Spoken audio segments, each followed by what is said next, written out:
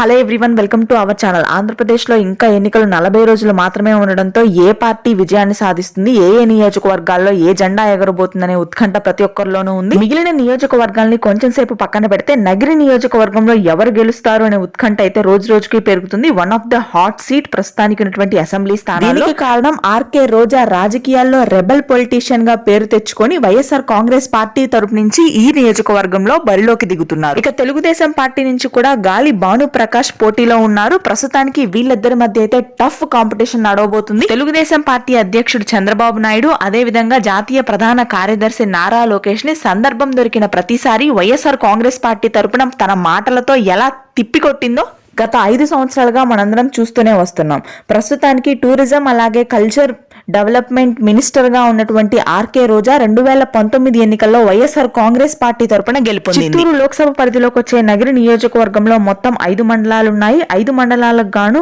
1,94,748 మంది ఓటర్లు అయితే ఉన్నారు. 2019 ఎన్నికల్లో టీడీపీ తరపున పోటీ చేసినటువంటి గాలి భాను ప్రకాష్ కి 46% ఓటింగ్ పర్సెంటేజ్ వస్తే వైఎస్ఆర్ కాంగ్రెస్ పార్టీ తరపున పోటీ చేసిన ఆర్కే రోజాకి 47.6% ఓట్ షేర్ అనేది వచ్చింది. 2019లో చాలా తక్కువ ఓట్ షేర్ తో గెలిచింది ఆర్కే రోజా.